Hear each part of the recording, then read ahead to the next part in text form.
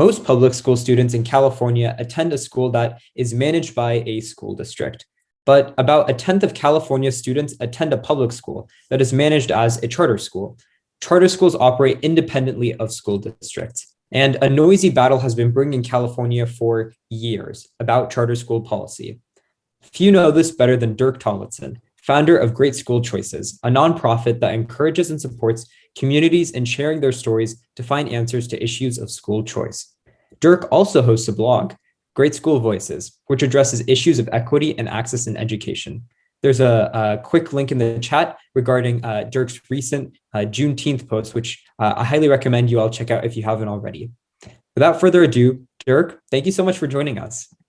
Oh, thank you, Zaid. I really appreciate this opportunity. It's amazing to be in front of all these young people, the leaders of tomorrow, and also to hear from the leaders of today.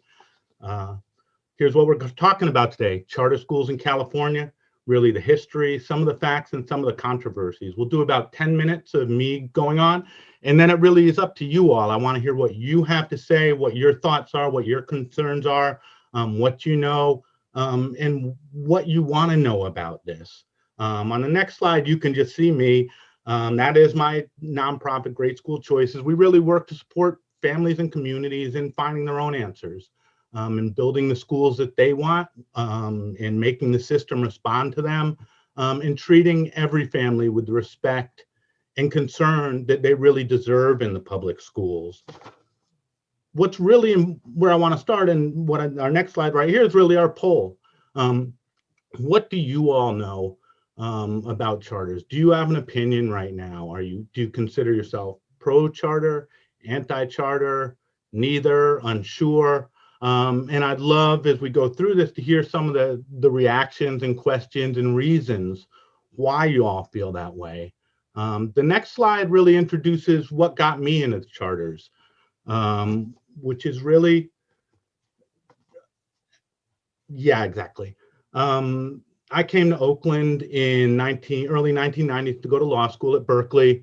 I worked with young people in Oakland, and Oakland was a failing system then. When you look at the A through G requirements, which I'm sure most of you are familiar with, the 4-year cohort that started in 1998, only 7 Latinx males took the A through G. It was 23 Black males, I believe, 29 Black males. That was 0.5 of 1% of Latinx males, and 1.7% of Black males even took the classes to apply to the UC or CSU system. It was not serving these students, and I felt this firsthand. I volunteered. I was a court-appointed special advocate. I worked with a young man who was going to the Oakland schools, and just dealing with his school. I understood that they didn't really treat him with the respect that he deserved. He was a foster child. He'd been through a lot in his early years, and he called me after school one day and he was crying. He's like, the teacher made fun of me in my class. They said my mom didn't know how to do long division. I couldn't do my homework. And so I wrote a nice little note to them about just like, hey, that's not really great. Could we just talk about this a little bit? And the next day he called me from school and he said, the teacher said I better not say anything to Larry today because his big brother's going to come beat me up. So I wrote a long letter to them and just explained to them that he deserved more from them. And they said, let's meet. And we met. There was a room full of folks. And the first thing they said to me was, those were really big words in that letter you wrote. What they were implying was that I didn't write the letter. And I said, well, when you go to Berkeley Law School and you're a lawyer, you learn a lot of big words. And from that moment, everything changed in terms of how they treated me and how they treated him. And it shouldn't take that for a kid to get treated with respect, and for a family to be treated as a partner rather than someone you're trying to push out the door. And I saw a charter school was starting around the corner from him. And I didn't know anything about charter schools at that time. I had never heard of a charter school. And I just called those guys and said, hey, maybe this is an option for this young man. It was West Oakland Community School. It was African-American folks from the community starting it. They were going to focus on Black kids, particularly Black boys. And it seemed like a great choice for him. Can we bring the poll numbers up again? Because I'm actually really interested in looking at kind of where folks are on this. Yep, so interesting. So if you look at the polls, again, there's a lot of kind of neither, unsure, don't know, which actually I think that's great.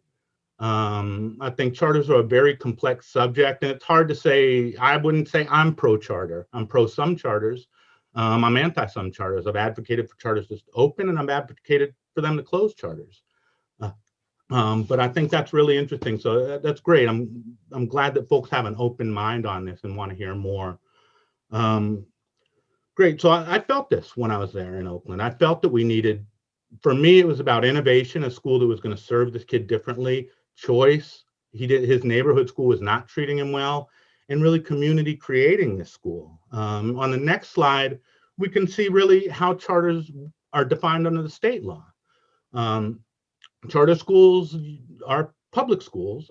Sometimes you hear charter schools are private schools. They are not. Under state law, charter schools are public school that may provide instruction in any combination of grades.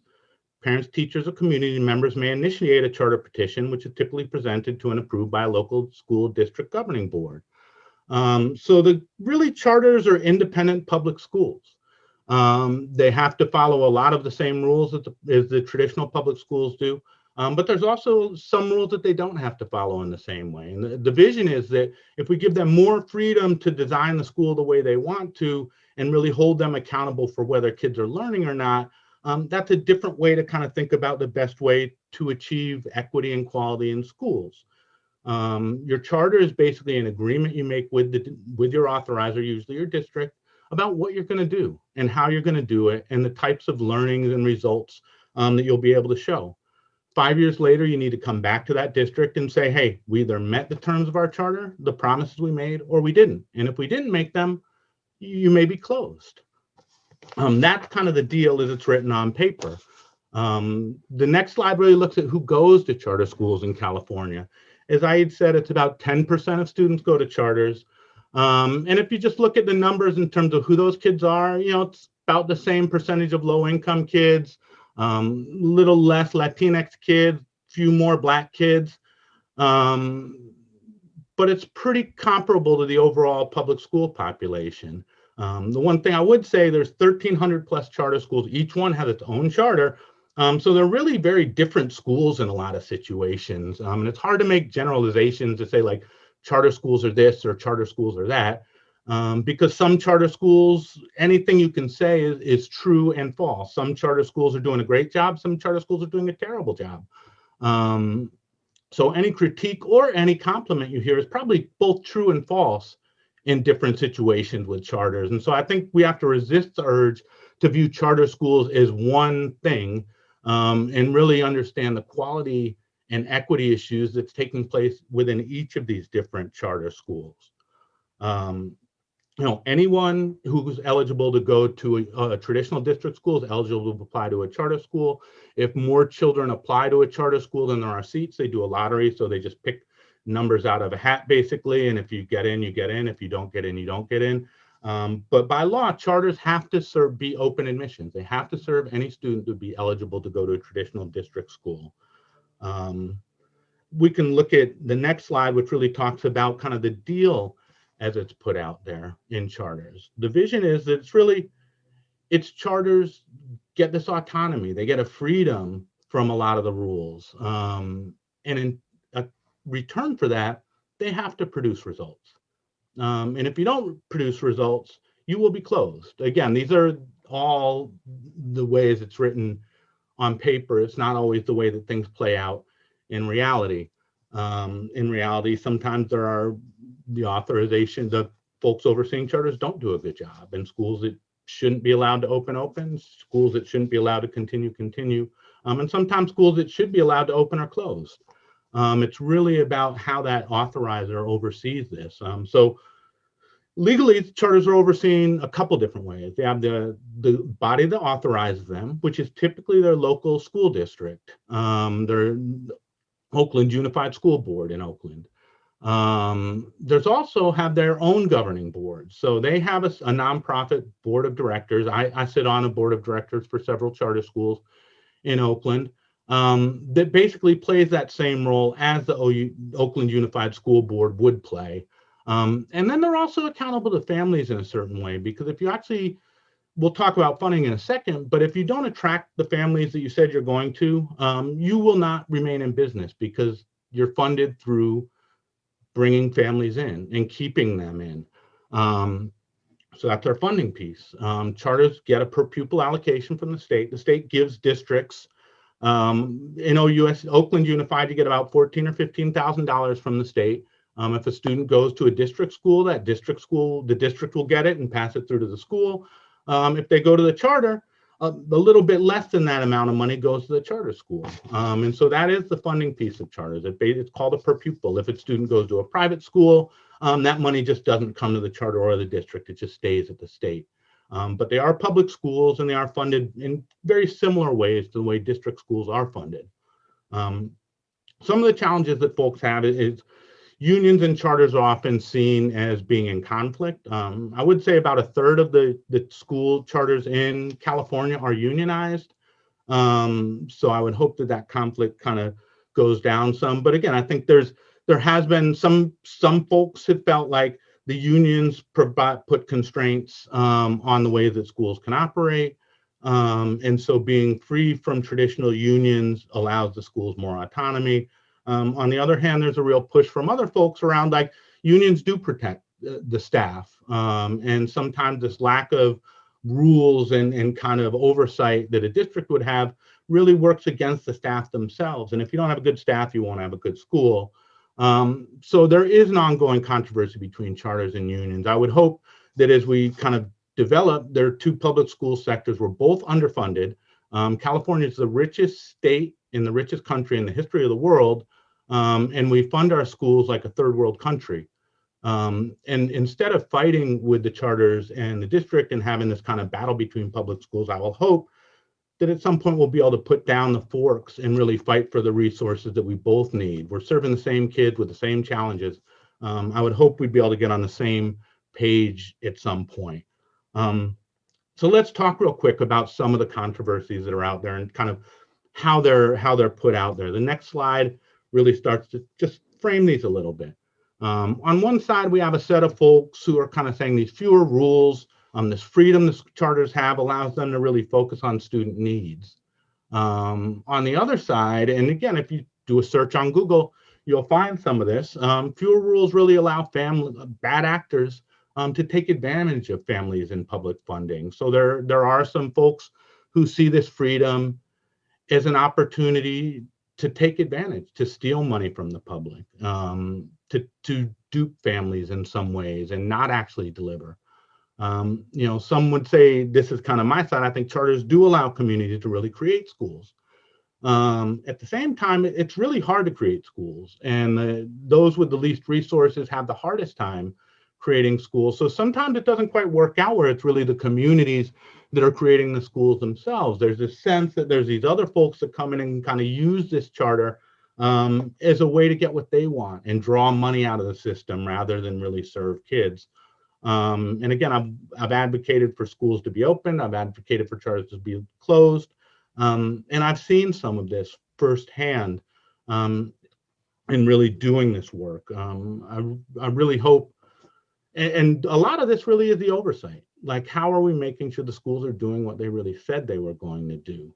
But that's the big frame really around charters. They're about 10% of the kids. They serve about the same set of students. There are less regulations on them. I think we could talk about whether they're doing better academically or not, and there's a lot of complicated pieces of that. But I'm kind of blathered on for my 10 minutes, and I'd really love to hear more from you all at this point about really what your thoughts are, what your reactions are. And I'd love to just do that poll again and take another chance to just look at that and wonder if there are things in here that might have changed your mind, or questions or comments or reactions that you had. But this is your time, and I really just appreciate the opportunity to be here with you and just share this with you. And I would say, like, the one thing that kind of is out there is that accountability piece, and really making sure that the schools are truly accountable to the families. And that my thing is we need good schools. We don't need, it's not worth fighting about public, charter, district. It's really about quality and equity. And if we really keep our eye on the ball on that, I think we'll make the right decisions. So I'll open it up to you all. Thank you so much. Thank you so much, Dirk, for that presentation. It was incredibly informative, and I know that it really helps to kind of have an understanding of charter schools, because it's often kind of one of those super kind of confusing elements of education, K through 12 education policy. But we have some questions queued up in the chat, and so the first question comes from Kavya, who asks, "What are some of the most common misconceptions people hold of charter schools? And how can student leaders make sure that we are spreading accurate information about charter schools?" Yeah, I hear a lot that charter schools are not public schools. And I think that really matters for a couple reasons. They are public schools. If you Google it, you'll get that piece that I showed you. But it matters because families have rights in public schools. And so I think when they understand that the charters are public schools and they have a set of rights within these schools, they're more empowered to fight for it. If they think they're private schools, they don't feel that same empowerment within the schools. So I do think the most important things are A, they're public schools, and B, it's really, the kids are about the same. Like there's not some sense that, again, and there are particular cases where this is true, that they're taking the best kids or the high performers, and that's why they're doing better. If you look at the numbers, it's about the same kids. And so they're two public school sectors just trying to do the same work. And I think the best thing we can do is get the misconception out of the way that there's fighting between these sectors. These sectors need to unite on behalf of students rather than fighting amongst themselves and wasting resources on that. Definitely agree. Another question is that one idea about charter schools is that if they are bad, they can be shut down. Does that actually happen? It does happen. Again, I think it's varied. It really depends on how good the authorizer is. I've certainly seen schools that are bad schools stay open because they had the right political connections or could kind of do a dog and pony show and show things that looked good, but when you dug underneath the surface, they were not good. So there is, just within this year, we've had a couple charter schools in Oakland close. They do close again, and sometimes districts, it is a weird dynamic. Like the district sometimes sees charters as their competition for students. And so there's also situations where there's high quality schools that districts close or try to close. Charters have a right to appeal to the county and then the state, and oftentimes they'll win on those appeals. But it is a kind of weird dynamic to set up where it's like the person you're kind of competing with is also the one who's judging whether you should be allowed to exist. So yeah, they do close some, but it's not as consistent or as good as it should be in terms of consistently looking at quality and equity. I see. Yesterday, Ted Dintersmith, who is a former venture capitalist turned education advocate, he said that a lot of schools are spending time teaching us stuff that, quite frankly, doesn't really matter. How much freedom do charter schools have in ignoring standards that are put in place by schools? Yeah, so the charters have to, within their charter, they make a set of promises around what standards they're going to be held to. Again, they pretty much all go by the Common Core, and they do the SBAC testing in the same way. Like one of the things they have to do is the same standardized testing as the district schools do. I would say it's curious. Again, there's a wider range in charters. Some schools I think are really tight around high quality standards. And again, we've seen schools where, and I'm not, I think there's a really important place for culture within schools and those things, but we've seen schools that really have not taught high quality standards. They really kind of pushed more around like, the social emotional piece, which again is critical, but it's not really, you're a school. If you're not teaching kids to read, that's a challenge. So I think, again, you'd see a wide variation in terms of how schools actually implement this, but everyone within their charter has to commit to a set of standards, which typically are the state standards on the Common Core. Got it. We have another question asked from Lexi, who asks, how does student activism differ in public versus private versus charter schools?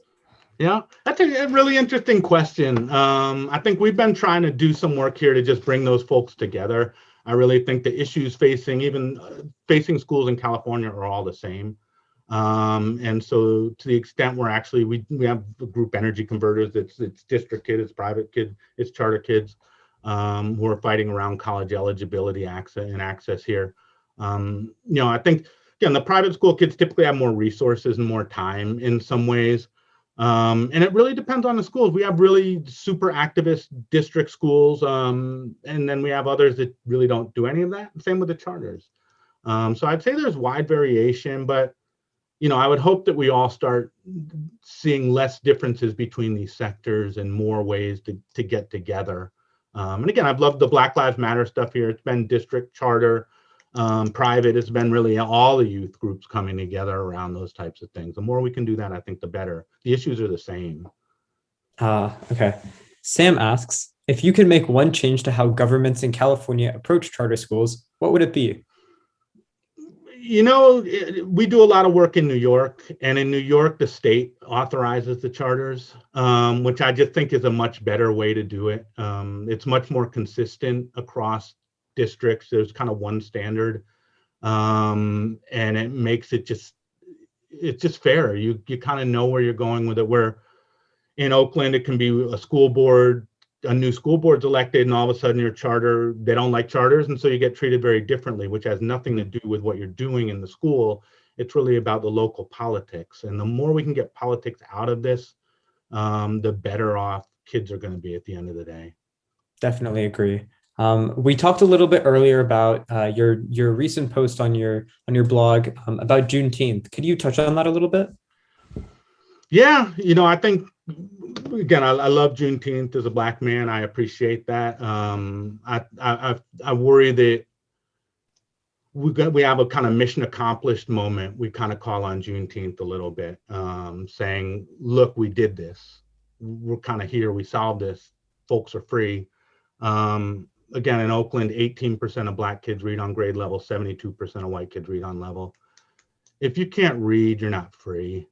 You will not be free in this economy. You will not be free to have the choices you want to make in your life. And so we need to dig in on the struggle part of Juneteenth and continue to focus on that much more so than this idea of the slaves were freed on Juneteenth. They weren't, and they're still not. Yeah, we're definitely seeing the lasting impacts. Well, this has been just an absolutely awesome conversation, Dirk, and your presentation was so well organized, so well presented. And we truly thank you so much here at Ed100 for taking the time out of your day and for coming and speaking with us. Oh, you're killing it, Zaid. You're the ringmaster on this. So appreciate you and appreciate all the young people for being a part of this and making that change. Awesome. Thank you so much, Dirk, and we hope you have a splendid day.